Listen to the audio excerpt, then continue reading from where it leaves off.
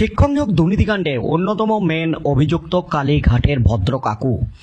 কালীঘাটের ভদ্র কাকু দীর্ঘদিন জেলে ছিলেন, তার মধ্যে 5 মাস হলো জামিন পেয়ে এই মুহূর্তে কার্যত গৃহবন্দী, সিবিআইয়ের নজরবন্দি হয়ে রয়েছেন কালীঘাটের কাকু। কালীঘাটের কাকুর বাড়িতে দিন রাত পাহারা দিচ্ছে কেন্দ্রীয় বাহিনী।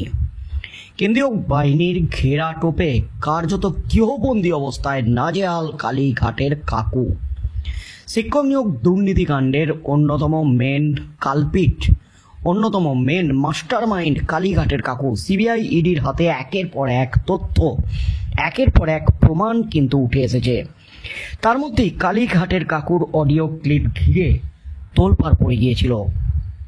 কালীঘাটের কাকুর অডিও ক্লিপে জনৈক অভিষেক ব্যানার্জির নাম, এছাড়াও আরও একাধিক প্রভাবশালী নাম এবং কত টাকার রপা হয়েছিল নিয়োগ দুর্নীতিকাণ্ডে চাকরি বিক্রি নিয়ে, সেই সমস্ত কিছু ফাঁস করেছেন সেই অডিও ক্লিপে কালীঘাটের কাকু। এবং এই অডিও ক্লিপ সিবিআই ইডির হাতে আসতেই কিন্তু রীতিমতো তোলপাড় কাণ্ড।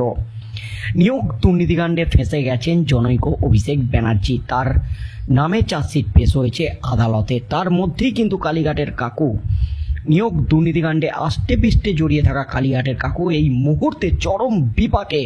জামিন পেয়েও নিস্তার নেই কালীঘাটের কাকুর। এবার কিন্তু কালীঘাটের কাকুর জামিন মামলায় একেবারে নয়া মোড়। কাকুর আর্জি সরাসরি খারিজ করে দিলেন বিচারপতি।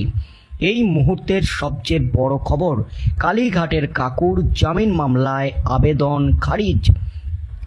নিয়োগ দুর্নীতিকাণ্ডে আবারও বড় ধাক্কা কালীঘাটের কাকুর। এই মুহূর্তে গৃহবন্দী থেকে রীতিমতো হাঁপিয়ে উঠেছেন ভদ্র কাকু।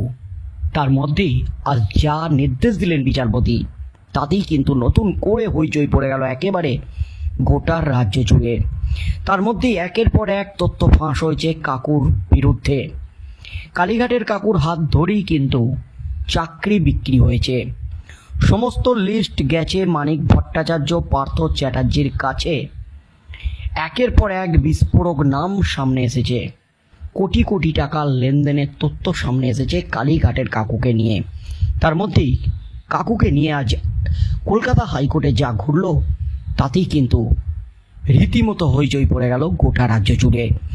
ফের বাড়ল নিয়োগ দুর্নীতি মামলার অন্যতম অভিযুক্ত সুজয় কৃষ্ণ ভদ্রের অন্তর্বর্তী জামিনের মেয়াদ। তবে জামিনের মেয়াদ বাড়লেও এবার কিন্তু আষ্টে পৃষ্ঠে আরও বিপাকে পড়ে গেলেন কালীঘাটের ভদ্র কাকু। কাকুর যে আবেদন, সেই আবেদন সরাসরি খারিজ করে দিলেন বিচারপতি। আগামী 31শে আগস্ট পর্যন্ত বাড়ানো হলো সময়। বিচারপতি শুভ্রা ঘোষের একক বেঞ্চ এই নির্দেশ দিয়েছে। বেহালার বাড়ির বদলে পিএমএলএ আদালতের মধ্যে থাকার নির্দেশ দেওয়ার আর্জি সুজয় কৃষ্ণের। নিয়োগ দুর্নীতি মামলায় গ্রেপ্তার হয়েছিলেন সুজয় কৃষ্ণ ভদ্র ওরফে কালীঘাটের কাকু। প্রথমে ইডি ও পরে সিবিআই গ্রেপ্তার করে তাকে। এরপর একাধিকবার হাসপাতাল আর জেল করে কাটাতে হয় তাকে। পরে সুজয়ের শারীরিক অবস্থার কথা বিবেচনা করে কলকাতা হাইকোর্টে জামিন পান তিনি। তবে বেশ কিছু শর্তে জামিন দেওয়া হয়েছিল কালীঘাটের কাকুকে। সেই সময় বলা হয়েছিল চিকিৎসার প্রয়োজন ছাড়া অন্য কোনো কারণে বাড়ির বাইরে যেতে পারবেন না তিনি। আদালতে সুজয় কৃষ্ণের আর্জি বেহালার বাড়ির বদলে পিএমএলএ আদালতের মধ্যে থাকার নির্দেশ দেওয়ার আর্জি সুজয় কৃষ্ণের। শুনানির সময় বিচারপতি শুভ্রা ঘোষের আর্জি, বাড়ির বাইরে মুক্ত বাতাস চাইছেন। আদালতে কালীঘাটের কাকুর আইনজীবী মিলন মুখোপাধ্যায় বলেন, অন্তর্বর্তী জামিনের পর 5 মাস একবারও সিবিআই জিজ্ঞাসাবাদ করেনি। বেহালার বাড়ির বদলে ট্রায়াল কোর্ট জুরিসডিকশন পর্যন্ত বাড়ানো হোক, শর্ত শিথিল করার আবেদন জানিয়েছিলেন কালীঘাটের কাকু। সিবিআই আইনজীবী ধীরজ ত্রিবেদী এই আবেদনের বিরোধিতা করেন, বলেন উনি তো বলছেন উনি সুস্থ। তখন বিচারপতি শুভ্রা ঘোষের মন্তব্য, উনি ফ্রেশ বাতাস চাইছেন, আপনি তো জেলে নেই। সুজয়ের আইনজীবীর আবেদন, অন্তত আত্মীয়দের আসতে দেওয়া হোক। এরপরই বিচারপতির মন্তব্য, আত্মীয় যে কেউ হতে পারেন, আপাতত শুধু বাড়ানো হবে অন্তর্বর্তী জামিনের মেয়াদ। উল্লেখ্য, সুজয় কৃষ্ণ গ্রেপ্তার হওয়ার কয়েকদিনের মধ্যেই তাঁর স্ত্রীর মৃত্যু হয়। স্ত্রীর তৃতীয় মৃত্যুবার্ষিকী উপলক্ষে আত্মীয়দের নিমন্ত্রণ করে খাওয়াতে চেয়েছিলেন তিনি, তবে বাড়িতে নয়, অনুষ্ঠান করতে চান বাড়ির বাইরে কোথাও।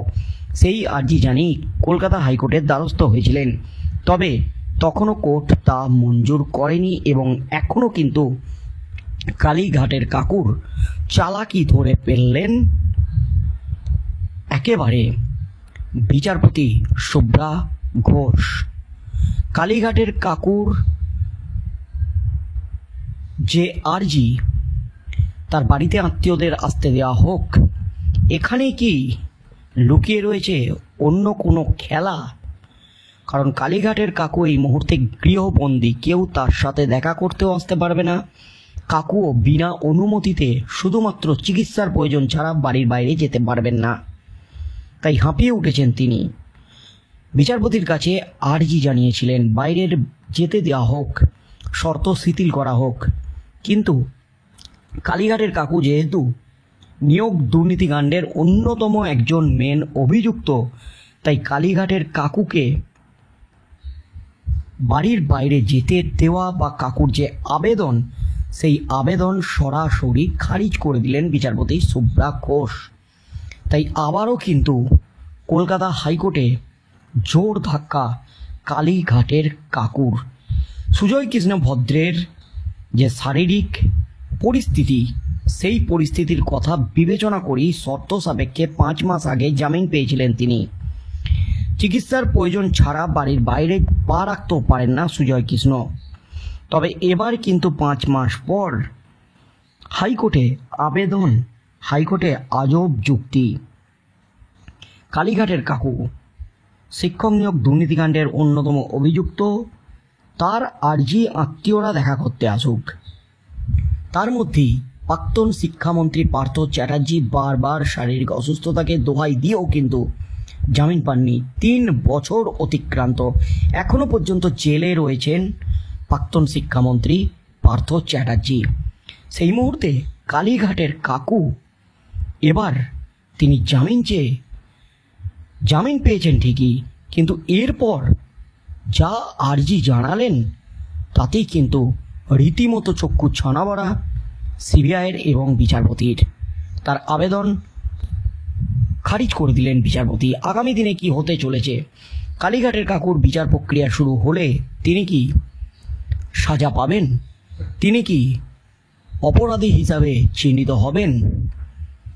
কি হতে চলেছে আগামী দিনে?